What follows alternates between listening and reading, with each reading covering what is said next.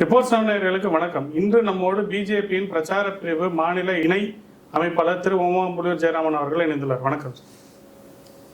நேற்று செப்டம்பர் 17 நரேந்திர மோடியோடைய பிறந்தநாள், அதே மாதிரி தந்தை பெரியாருடைய பிறந்தநாள். இதை ஒட்டி திமுகவில் முப்பெரும் விழா அப்படின்னு நடத்தியிருக்காங்க. இதில் மு.க. ஸ்டாலின் அவர்கள் என்ன சொல்லியிருக்காருன்னா, தமிழகத்தை தலைக்குனிய விட மாட்டோம் அப்படின்னு சொல்லியிருக்காரு. நேற்றுக்கு நீங்கள் தந்தை பெரியார்னு சொன்னது ஈவே ராமசாமி நாயக்கர் அவரை தான் சொல்கிறீங்கன்னு நினைக்கிறேன். இது எல்லாம் கட்டமைக்கப்பட்ட ஒரு போலி பிம்பம் பற்றி சொல்கிறாங்க. அது அவங்களுடைய சௌரியம். ஒரு போலி பிம்பத்தை காத்தடைத்த ஒரு பலூனை ஊதி பெருசாக்கி அது கொஞ்சம் கொஞ்சமாக அதோடைய அவங்க யாரை ஒரு பகுத்தறிவு பகலவன் அப்படின்றாங்க. அவரை இவங்க என்ன பேசினாங்க, அதாவது தற்போதைய முதல்வர் ஸ்டாலினோட அப்பாவும் சரி, இந்த திராவிட முன்னேற்ற கழகத்தோட ஃபவுண்டராக இருந்த CN அண்ணாதுரையும் சரி, அந்த திமுகவில் இருந்த நாவலர் நெடுஞ்செழியன்லேருந்து அன்பழகன்லேருந்து நாஞ்சில் மனோகரன்லேருந்து எல்லாரும் எப்படி ஈவே ராமசாமி ஏற்றினாங்கன்னு தெரியும். தள்ளாத வயதில் இந்த கிழவனுக்கு திருமணம் அவசியமா அப்படின்னா அண்ணாதுரை கருணாநிதி பேசினதெல்லாம் கடந்த கால வரலாறு யாராவது தெரிஞ்சுக்கணும்னு நினச்சாங்கன்னா அதை படித்து பார்க்கலாம். அதனால் let us not get in to that subject. நீங்கள் கேட்ட கேள்விக்கு வந்துடுறேன் நான். அதில் முப்பெரும் விழா அப்படிங்கிறது திராவிட முன்னேற்ற கழகம் தொடங்கப்பட்ட நாள், CN அண்ணாதுரையின் பிறந்த நாள், ஈவே ராமசாமியின் பிறந்த நாள், இந்த மூணுத்தையும் வச்சுருந்தா அவங்க முப்பெரும் விழா அப்படின்னு நடத்துகிறாங்க. இதில் திராவிட முன்னேற்ற கழகங்கிறது தமிழ்நாட்டுக்கு ஒரு தேவையே இல்லாத ஆணையாக தான் நான் பார்க்குறேன்.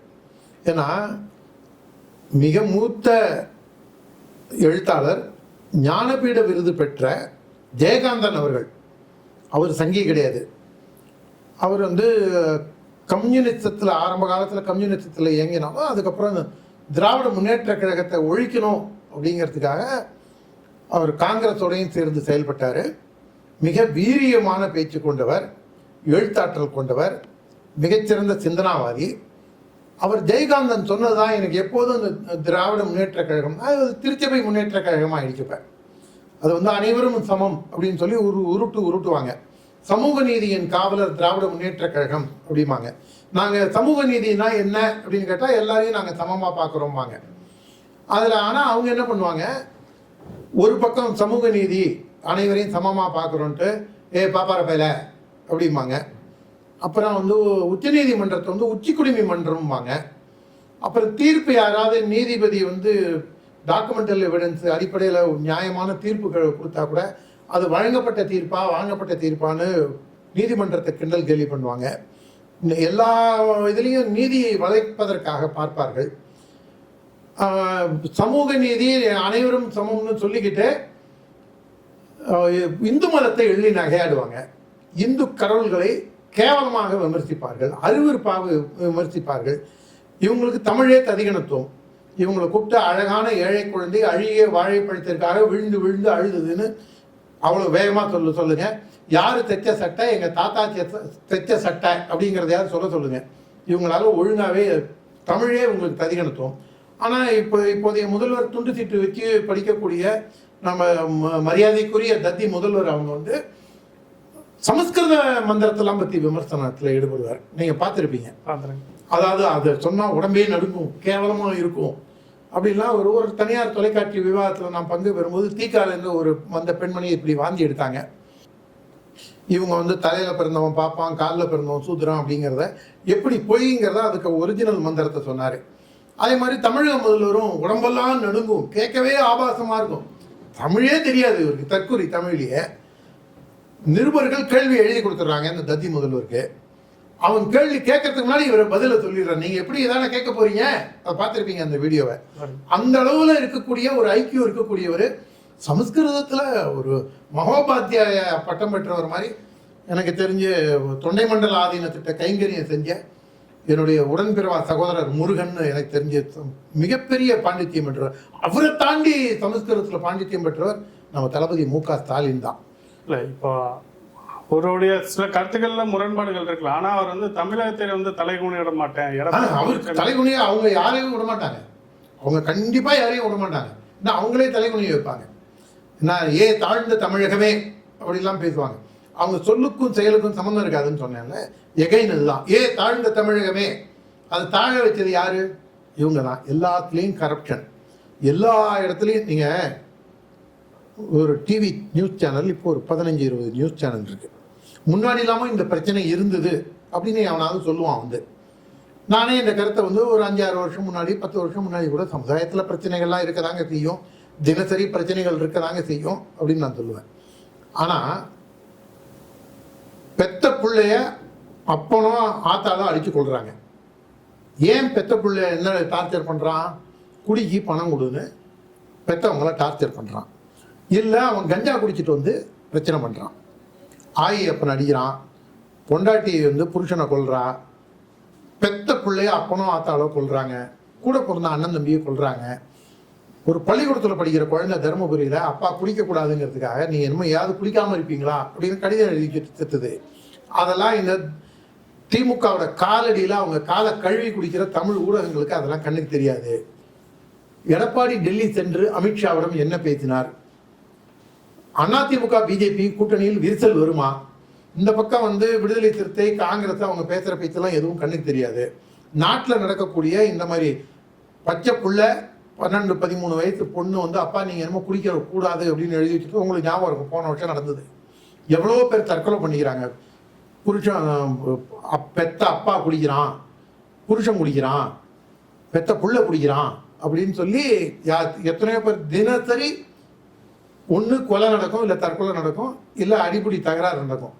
இதுக்கு காரணம் தமிழக அரசு எல்லாரையும் குடிங்க குடிங்க குடிங்கன்னு ஊக்குவிக்கிறதுனால டார்கெட் வச்சு குடிக்க சொல்கிறாங்க. இல்லை நீங்கள் அப்படி சொல்கிறீங்க. இதே முதல்வர் என்ன சொல்லியிருக்காருன்னா, அண்ணாயிசம் தான் என்னோட கொள்கைன்னு எம்ஜிஆர் சொன்னார். ஆனால் இன்னைக்கு அடிமை இசமாக மாறி இருக்கு. எடப்பாடி பழனிசாமி டெல்லி போகிறதுக்கு முன்னாடி சொல்லியிருந்தாரு, நம்ம ஜெயலலிதா இறந்ததுக்கப்புறம் ஆட்சியில் வர்றதுக்கு முக்கியமாக காரணம் இருந்தது மத்தியில் இருந்த பாஜக அரசு தான் சொன்னது. அதை சுட்டி காட்டுறாரு. எடப்பாடி அவர் அதிமுக பிஜேபியோட அடிமையாகவே மாறிடுச்சு அப்படின்றார்.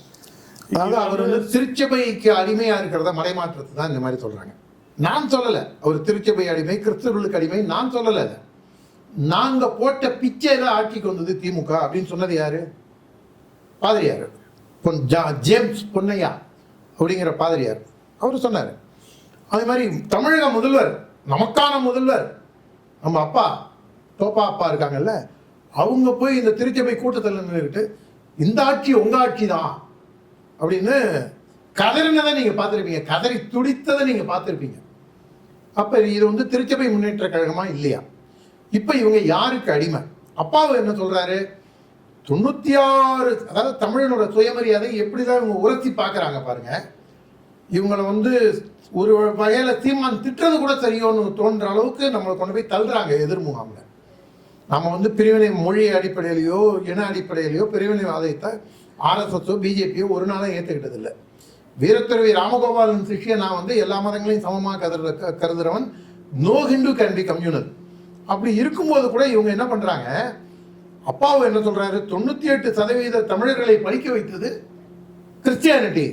அப்போ போகிற போக்கில் ராமகிருஷ்ணா மடத்தையும் ராமகிருஷ்ணா தபோவனத்தையும் இன்னும் பிற பள்ளிக்கூடங்கள், நீங்கள் முதலியார்கள் கட்டின பள்ளிக்கூடம், பட்டியலின சமுதாயத்தை சேர்ந்தவர்கள் சுவாமி சகஜானந்தா பள்ளிக்கூடம், நந்தனார் பள்ளிக்கூடம் இருக்குங்க சிதம்பரத்தில். ஈவே ராமசாமி மைனர் குஞ்சா இருக்கும்போது, நான் சொல்லலை அது அவர் மைனர் குஞ்சா இருந்தார், சுவாமி சிதம்பரனாரோட புத்தகத்தில் இருந்த பலரும் எடுத்து பேசுகிறாங்க. அவர் மைனர் குஞ்சா இருக்கும்போது சுவாமி சகஜானந்தா சிதம்பரத்தில் நந்தனார் அறக்கட்டளையை தொடங்கி நாளைக்கு நடந்துட்டு இருக்கு. பெரியவர் இளைய பெருமாள் சுதந்திர போராட்ட தியாகியா இருந்தார், எங்கள் மண்ணின் மைந்தர். அவர் படிக்க வச்சது யாரு? கிறிஸ்டியானிட்டியா படிக்க வச்சது. சுவாமி சகஜானந்தா திண்டிவனத்தில் ஒரு மிஷினரி பள்ளிக்கூடத்தில் படிக்கும்போது மதம் மாற சொல்லி கம்பல் பண்ணும்போது அவர் மதம் மாற மாட்டேன்னு சொன்ன உடனே, அப்போ உனக்கு கட்டின ஃபீஸ் எல்லாம் திருப்பி கொடுன்னு கேட்குறாங்க. கடன் வாங்கி கொடுத்துட்டு அதுக்கப்புறம் அந்த பள்ளிக்கூடத்தை விட்டு வெளியேறினவர் சுவாமி சகஜானந்தா. அந்த அளவுக்கு இங்கே அதை தாண்டி ராமகிருஷ்ணா தபோவனம் சொன்ன, ராமகிருஷ்ணா மடம் சொன்ன, எத்தனையோ ஊருக்கு ஊர் அவங்க அந்தந்த சமுதாயத்தை சேர்ந்தவங்கெல்லாம் அங்கே பள்ளிக்கூடம் ஆரம்பிச்சது எல்லா ஊர்லேயுமே இருக்குது. இது கிறிஸ்தவர்கள் இப்போதான் உங்களுக்கு பாடம் சொல்லி கொடுத்தாங்க அப்படின்னா, இப்போ தஞ்சாவூர் கோவிலை கட்டினது யாரு? கங்கை கொண்ட சோழபுரத்தை கட்டினது யாரு? தாராசுரம் கோவிலை கட்டினது யாரு? உங்களுக்கு பெரிய பெரிய மாளிகைகளை கட்டினது யாரு? இதெல்லாம் போகிற போக்கில் இவங்க அடித்து விடுற புல்லா. தஞ்சாவூர் அரண்மனையாக இருக்கட்டும், இல்லை மதுரையில் இருக்கக்கூடிய நாயக்கர் மஹாலாக இருக்கட்டும், சிதம்பரத்தில் இருக்கக்கூடிய ஆயிரங்கால் மண்டபமாக இருக்கட்டும், இதெல்லாம் கட்டடக்கலையின் அதிசயங்கள். அதெல்லாம் கட்டினது யாரு? இவங்க வந்துதானா? சேவைங்கிறது வந்து நான் மத அடிப்படையில் பேசல. நீங்க வந்து கமர்ஷியல் ஆஸ்பெக்ட்ல வந்து நான் உனக்கு பாடம் சொல்லி கொடுத்தா நீ மதம் மாறுவியா அப்படின்னா அதுக்கு பேர் என்ன? வியாபாரம். ஏன் இவங்க சேவையை பாகிஸ்தானில் வச்சுக்க மாட்டாங்க? ஏன் ஆப்கானிஸ்தானில் வைக்க மாட்டாங்க? ஏன் இங்கே மட்டும் வராங்க? நான் கேட்குறேன், கீழக்கரையில் போய் இவங்க இந்த சேவையெல்லாம் செய்யலாம்ல, ஏன் போக மாட்டுறாங்க? நீடூர் இருக்கு, லால்பேட்டை இருக்கு, அங்கெல்லாம் ஏன் மிஷினரி போய் பள்ளிக்கூடம் ஆரம்பிக்க மாட்டுறாங்க? நான் இதுக்கு எனக்கு விடை தெரியல. நான் அடிப்படையில் ஒரு கிராமத்தான், எனக்கு விவரம் தெரியாதனால நான் பார்த்த உடனே எனக்கு இப்படிலாம் ஒரு சந்தேகம் எழுந்தது எனக்கு. பாகிஸ்தான்ல சில ஸ்கூல்ஸ் ஆரம்பிச்சிருக்காங்க, பல பேரை வந்து மரண தண்டனை வரைக்கும் கொடுத்துருக்காங்க பாகிஸ்தான்லயே சொல்றேன். இல்ல அதுக்கு தான் நான் கேட்கறேன். எனக்கு தெரியாதனால கேட்கறேன். தெரியும் போது சொல்லுங்க, நான் புரிஞ்சுக்கிறேன், என்ன அப்டேட் பண்ணிக்கிறேன். ஆனா கிறிஸ்தவர்கள் வந்து தான் உங்களுக்கு பாடம் சொல்லி கொடுத்தாங்க அப்படிங்கிறது யாரை கேவலப்படுத்துற? என் பாட்டம் போட்டாங்களா என்ன தற்குறியா? அறிவில்லாதவனா? அதனால இவங்களுடைய நோக்கமே நம்மளை சிறுமைப்படுத்துவது. நாங்க வந்து என்ன தலைகுனியை விட மாட்டோம். தலைகுனியை வைக்கிறதே நீங்க தான்டா. திராவிட முன்னேற்ற கழகங்கிற கட்சி ஒன்றும் இல்லைங்க. ஒரு ஆள் வந்து ஒரு பிசிக்கலி சேலஞ்சர் ஆள் வந்து நான் கிரிக்கெட்டில் அவார்டு வாங்கியிருக்கேன், வேர்ல்டு கப்பில் கலந்துக்கிட்டேன்னு அப்பா கிட்ட ஒரு கப்பை கொடுக்குறாரு, பிள்ளைகிட்ட ஒரு கப்பை கொடுக்குறாரு. நீங்கள் ஒரு டீம் வின் பண்ணிட்டு வந்தால் ஒரே கப்பு தான் இருக்கும். ஆனால் அதை கூட பார்க்குற அளவுக்கு தெரியாத அளவுக்கு தற்குறிகளுங்க இவங்க வந்து ஒன்றும் ஒரு பெருசாக ஒரு ஐக்கியூ இல்லாதவங்க. யார் இவங்களை வந்து பாராட்டி புகழ்ந்துட்டா ஓஹோன்னுவாங்க. அதுக்கப்புறம் இந்த சிந்தட்டிக் ட்ரக் ஒருத்தவங்க கடத்தி படம்லாம் எடுத்தானே, ஆடு புருஷன் அமீருக்கு கூட ஃபன் பண்ணுறாங்க, அவங்களெல்லாம் இவங்க கொண்டாடுவாங்க. அதே மாதிரி இவர்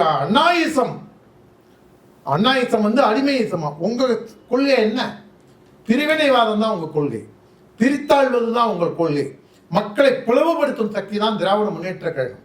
இவங்க மக்களை ஒருங்கிணைப்பதற்காக பாரதிய ஜனதா கட்சியும் ஆர்எஸ்எஸும் முயற்சி செய்கிறது. ஆர்எஸ்எஸ்க்கு ராஷ்டிரிய முஸ்லிம் மஞ்ச் என்று இருக்கின்றது. பாரதிய ஜனதா கட்சியில் சிறுபான்மை சமுதாயத்திற்காக சிறுபான்மை அணி என்றே இருக்கின்றது. பாரதிய ஜனதா கட்சி தொடங்கப்பட்ட பொழுது அகில இந்திய துணைத் தலைவராக இருந்தவர் சிக்கந்தர் பக்த்.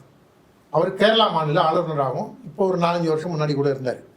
சிக்கந்தர் பக்த் மிக கடுமையாக பிஜேபியில் உள்ளிருந்து எதிர்த்தார். எதை எதிர்த்தார்னா, சிறுபான்மை அணி நீங்க ஒன்று வைக்கக்கூடாது, நாங்கள் உங்களோட இணைந்து தானே இருக்கோம், அப்புறம் எதுக்கு சிறுபான்மை அணி, எங்களை ஏன் ஒதுக்குறீங்க அப்படிங்கிற அளவில் பாரதிய ஜனதா கட்சியில் சிறுபான்மை அணியை கூடாதுன்னு சொன்னது ஒரு இஸ்லாமியர். இப்போ வேலூர் இப்ராஹிம்லேருந்து எத்தனையோ பேர் பாரதிய ஜனதா கட்சியில் இருக்காங்க. இஸ்லாமியர்கள், கிறிஸ்தவர்கள். என் அன்பு தம்பி ஜான் இருக்கான், தேனாம்பேட்டை ஜான்லேருந்து, பொள்ளாச்சி பிஜுலேருந்து எண்ணிலடங்கா சிறுபான்மையினர் பிஜேபியில் இருக்காங்க. பிஜேபியில் சிறுபான்மையினர் இருக்கிறதோ, அமைச்சராக இருப்பதோ, எம்பி எம்எல்ஏவாக இருப்பதோ ஆச்சரியம் அல்ல. ஆனால் திராவிட முன்னேற்ற கழகம் அதே போன்று அனைவரையும் சமமாக நடத்துகின்றதா? பிரிவினை சக்தி திராவிட முன்னேற்ற கழகம். இது அதிமுக தான் பதில் சொல்லணும், அது வேற. இப்போ பிஜேபியில் எத்தனை எம்பிக்கு வந்து சிறுபான்மையினருக்கு சீட்டு கொடுத்துருக்காங்கன்னு சொல்லுங்க. அப்போ கேரளாலேருந்து என்னுடைய இளைஞரணியில் நான் மாநில இளைஞரணி துணைத் தலைவராக இருக்கும்போது ஜார்ஜ் அப்படிங்கிறவர் அப்போ வந்து ஓ ராஜகோபால் ரயில்வே அமைச்சராக இருந்தார். அவருக்கு ஓஎஸ்டியாக இருந்தார். கேரளா மாநில இளைஞரணி துணைத் தலைவராக இருந்தார் அப்போ அவர். அப்புறம் அகில இந்திய இளைஞரணி துணைத் தலைவராகவும் ஹி காட் எலிவேட்டட். இப்போ அவர் வந்து ஒரு பாராளுமன்ற உறுப்பினர், மத்திய அமைச்சராகவும் இருக்கார். அதுக்கு முன்னாடி கேரளாலேருந்து இன்னொரு கிறிஸ்டியன் உங்களுக்கு தெரிஞ்சிருக்கும், ஒரு கவர்மெண்ட் இதில் இருந்த சர்வீஸில் இருந்தவர் இருந்தார். அதுக்கு முன்னாடி எம்ஜே அக்பர் வீழ்த்தப்பட்டார். இந்த ஆட்சி புரிஞ்சிருக்கீங்க, கிட்டத்தட்ட ஒவ்வொரு தடவை 200க்கு மேலே எம்பி இருந்திருக்காங்க. 3 பேர் தான் உங்களால் சொல்ல முடியுது. இல்லை 3 பேர்னு இல்லை, நீங்கள் வந்து we cannot play to the gallery. இப்போ திராவிட முன்னேற்ற கழகத்தில் போய் நீ பட்டியலத்தில் எத்தனை பேர் எம்எல்ஏ இருக்காங்க, அவங்களுக்கு நீங்கள் எத்தனை பேருக்கு கொடுத்துருக்கீங்க அப்படின்னு கேட்கறது. இந்த 3 பேர், மோடியே மைனாரிட்டிக்கானதுங்க. அமித்ஷா யாருங்க? அமித்ஷா கம்யூனிட்டியே மைனாரிட்டி கம்யூனிட்டி தானே. பார்த்தா இந்தியாவில் இருக்க எல்லா ஜாதிகளும் மைனாரிட்டியாக தான் இருக்கும். ஜாதி நீங்கள் அடிப்படையில் ஜாதி அடிப்படையில் பேசுறீங்க. எகைன் திமுகவோட தாக்கம் உங்களுக்குள்ள இருக்கோ என்னமோ எனக்கு தெரியல, இருக்காதுன்னு நான் நம்புறேன். ஆனால் நான் சொல்றது, நாம பேசுனது மத அடிப்படையில். இவங்க பிஜேபியே எதுக்கு எதிர்ன்னு சொல்றாங்களோ அதை ஒட்டி பேசுறோம். அப்துல் கலாமை ஜனாதிபதி ஆக்கினது வேற யாருங்க? பாரதிய ஜனதா கட்சி தானே. அப்படி இருக்கிற பாரதிய ஜனதா கட்சியை இவங்க வந்து தான் திருடி பிறரை நம்பான்னு சொல்லி இவங்க எல்லா திருட்டுத்தனமும் இந்த திமுக பண்ணும். அயோக்கியத்தனங்களை பண்ணிட்டு இது நாங்கெல்லாம் பண்ணலை, நாங்கள் கரெக்டாக இருக்கோம், பாருங்க பிஜேபி மதவெறியன் அப்படின்னு இவங்க வந்து ஒரு புருடா விட்டுட்டு இருப்பாங்க. அதுக்கு தமிழ் ஊடகங்களை முன்கள பணியாளர்களை வச்சு பொய்யை கட்டமைக்கிறதுக்காக இவங்க ஒரு பெரிய படையை, அதுக்காக ஒரு கூலிப்படையை வச்சிருக்காங்க. அவங்க இந்த வாய் வியாபாரிகள் கூலிப்படையை வச்சிருக்கிறது, கூலிப்படைனா அடிதடி ரவுடிசத்துக்கு தான் கூலிப்படைன்னு இருக்கணுங்கிற அவசியம் கிடையாது. நீங்கள் இந்த திமுகவோட பேட்டர்னை பாருங்கள், பொலிட்டிக்கல் பேட்டர்னை பாருங்கள். பிஜேபிக்கு எதிராக கூலிப்படையை வைத்து ஆப்ரேட் செய்கின்றது. கூலிப்படைனா நீங்கள் வந்து ரவுடிசம்ங்கிறதுக்கே போக வேண்டாம். கருத்தியல் ரீதியாகவே இவங்க ஒரு கருத்தையே உங்களை பேச விட மாட்டாங்க. தமிழ்நாட்டில் நீங்க அதுதான் பண்றீங்க. ஆனா மத்தியில பார்த்தா அதே தானே, காங்கிரஸ்க்கு எதிராக பிஜேபி அதுதானே செய்யுது. நாங்க என்ன பண்ணிட்டோம்? காங்கிரஸ் கட்சியை முடக்கிட்டோமா? காங்கிரஸ் கட்சியை நாங்க வந்து அவங்களை வந்து எல்லாரையும் கைது செஞ்சிட்டோமா? தமிழ்நாட்டில் என்னால ஒரு 100 பேர் என்னால கதகடன்னு சொல்ல முடியும். இந்த திராவிட முன்னேற்ற கழகம் கைது செஞ்சு முந்தா நாள் வேலூர் இப்ராஹிமை கைது செஞ்சது. கட்டரும்புன்னு ஒரு தம்பி, அவனை தொடர்ந்து கைது செஞ்சுக்கிட்டே இருக்காங்க. ஜான் ரவி, அப்புறம் விஸ்வந்து பரிஷத்துல ராஜபாளைய கைது செய்யறாங்கன்றோட ஊடகவியலாளர்கள் எல்லாமே பிஜேபிக்கு சாதகமாக தான் இருக்காங்க. எத்தனை பேர் காங்கிரஸ் கட்சியில இருக்கவங்களை வந்து எப்படிலாம் நான் சொல்றது தமிழ்நாட்டில் பண்றாங்க, இல்ல மத்தியில சொல்றேன், ஆங்கில நான் வந்து அடிப்படையில கிராமத்தாங்க. காங்கிரஸ் கட்சி அங்க மார்க்கிங் அளவுக்கு காங்கிரஸ் கட்சியானது அங்க வந்து ராகுல் காந்தியோட செயல்பாடுகள் நீங்க பாருங்க. அவர் சீனாவுக்கு போய் கையெழுத்து போட்டு வந்தார் சுஷ்மா ஸ்வராஜ் மினிஸ்டராக இருக்கும்போது. என்னன்னு சொல்லுன்னா சொல்ல மாட்டாரு. இந்தியன் எக்கானமி டெட் எக்கானமின்னு சொல்கிறாரு. அது அவர் சொல்கிறது நியாயம்னு நீங்கள் ஒத்துக்கிறீங்களா? டெட் எக்கானமியா இந்தியன் எக்கானமி? இல்லை, நீங்கள் அவர் எதிர்கட்சியாக இருக்கும்போது இந்த நாடே வித்துலான்னு சொல்லுவார். மோடி நாட்டை பாதுகாக்கிறாரு, வேண்டாங்க நாட்டை பாகிஸ்தானோட இணைச்சிருங்கன்னு சொல்கிறாரு. ஒத்துப்பீங்களா நீங்கள்? அப்போ டெட் எக்கானமின்னு சொல்கிறத ஆதரிக்கிறீங்களா எதிர்க்கிறீங்களா? ராகுல் காந்தி டெட் எக்கானமின்னு சொல்றத நீங்கள் ஆதரிக்கின்றீர்களா எதிர்க்கின்றீர்களா? சத்தமா சொல்லுங்க. அப்புறம் அப்படி இருக்கும்போது அதை தான் ஊடகவியலாளர்கள் விமர்சிக்கிறாங்க. சரி, வேற என்ன சொல்லிட்டாங்க? ராகுல் காந்தியோ சோனியா காந்தியோ வேற என்ன பத்திரிகையாளர் சொன்னாங்கன்னு சொல்லுங்க. நான் அந்த பத்திரிகையாளர் தரப்புல இருந்தே நான் பதில் சொல்றேன் உங்களுக்கு. இல்ல, நீங்க டெய்லியும் ஆங்கில ஊடகங்கள் பாத்தீங்கன்னா பிஜேபி, நான் தமிழ் ஊடகத்தை பத்தி பேசுவேங்க. நான் என்ன பத்தி பேசுறேங்க? என் முதுகுல இருக்கிற அழுக்க பத்தி பேசுறேங்க. நீங்க ஒரு நல்ல படித்தவராக இருக்கலாம், பண்பாளராக இருக்கலாம், உங்களுக்கு இந்த உலக நாகரிகம் தெரியல. நான் அப்படி கிடையாதுங்க. நான் ஒரு தமிழன், ஒரு விவசாயி. எங்கள் அப்பனும் ஒரு விவசாயி. என்னுடைய லெவலுக்கு நீங்கள் என்ன கேள்வி கேளுங்க. நீங்கள் அமெரிக்கா, அண்டார்டிகா, ஆப்பிரிக்கா அதெல்லாம் கேட்டிங்கன்னா எனக்கு தெரியாது ஐயா. நான் ஒரு எளிய விவசாயியின் மகன். அதனால தமிழகத்துக்குள்ளே என்ன கேள்வி கேளுங்க. நான் எனக்கு தெரிஞ்ச அளவில் ராகுல் காந்தி இப்படிலாம் தப்பு பண்ணியிருக்காரு, அதை நீங்கள் ஏற்றுக்கிறீங்களான்னு நான் கேட்குறேன். ஒருவேளை உங்கள் பக்கத்தில் நியாயம் இருக்குது, இல்லை ராகுல் காந்தி சொல்லாமல் கொள்ளாமல் 52 நாள் ஃபாரின் போகிறதும் சரி, அவர் ஃபாரினில் போய் யாரை சந்திக்கிறாருன்னு தெரியாமல் இருந்தாலும் சரி, அப்படின்னு நீங்கள் சொல்கிறீங்கன்னா சொல்லுங்கள். அதில் உள்ள லாஜிக்கை சொல்லுங்கள், நான் புரிஞ்சுக்கிறேன். பாகிஸ்தானும் ராகுல் காந்தியும் ஒரே டோனில் பேசுகிறாங்க, அதை நீங்கள் ஏற்றுக்கிறீங்களா? ஒரு விமர்சனம் தான் பண்ணுறாங்க. இல்லைங்க, அதாங்க பாகிஸ்தானும் விமர்சனம் தாங்க பண்ணுறாங்க, தீவிரவாதிகளும் விமர்சனம் தான் பண்ணுறாங்க. நீங்கள் தீவிரவாதி வந்து வாயால விமர்சனம் பண்ணுறதுக்குலாம் பாம்பு எடுத்து போட்டு விமர்சனம் பண்ணுறான், அதுவும் விமர்சனம் தான். இப்போ நீங்கள் பாகிஸ்தான் டோனில் ராகுல் காந்தி பேசுறது சரின்னா சொல்லுங்கள், நம்ம நேயர்களும் தெரிஞ்சுக்கிட்டோம். இல்லை, பாகிஸ்தான் சொல்கிறத ஏற்றுக்க முடியாது. ராகுல் காந்தி சைனா கிட்ட என்ன அக்ரிமெண்ட் போட்டார்? நான் ஒரு சாதாரண ஒரு கிராமத்தாங்கிற முறையில் சொல்கிறேன். நான் அதான் சொல்கிறேன், ஸ்டாலின் வந்து இங்கே ஒரு பிம்பத்தை கட்டமைச்சு ஒரு போலியான தோற்றத்தை முன்வைக்கும் போது நீங்கள் யானைக்காரவனா குதிரைக்கு கூடுறோங்கிறீங்க. நாம் ஒரு விஷயத்தை பேசும்போது ஒவ்வொரு விஷயமா பேசுறது தான் சரியா இருக்கும். திமுக வந்து ஏயா இங்கே பாரு, விருதாச்சலத்தில் வந்து கற்கல்ல 5:30 மணிக்கெல்லாம் கஞ்சா சரக்கு அடிச்சுட்டு கஞ்சா குடிச்சிட்டு ஒரு பில்டிங்குள்ள கன்ஸ்ட்ரக்ஷன் நடக்குது, ஒரு ஆள் படுத்து தூங்கிட்டு இருக்கான். அவனை போய் வெட்டி ரத்தம் வர ரீல்ஸ் எடுத்து போடுறான். இதில் இன்ஸ்டாவில் ரீல்ஸ் எடுத்து போடுறான்.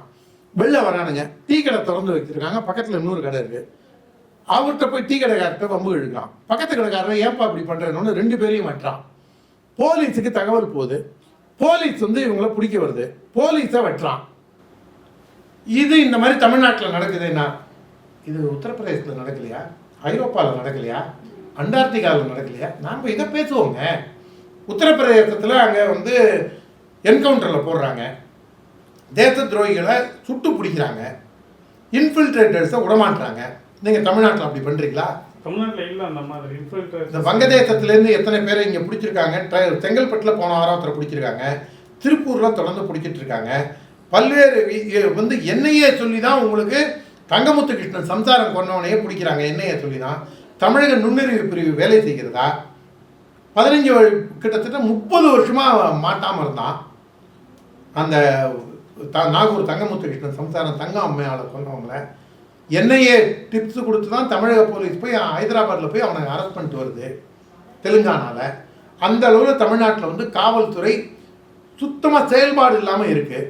நீங்கள் உடனே என்ன சொல்ல வரீங்க, இப்போ ஆப்கானிஸ்தானில் இப்படி தானே இருக்குது அப்படின்னு நம்ம சமாதானப்படுத்திக்கணும்னு சொல்லுங்கள். உங்கள் கருத்தை நானும் சில மேற்கொண்டு ஏற்றுக்கிறேன். எங்களோட வந்து பல தகவல் பகிர்ந்து கொண்டதுக்கு நன்றி.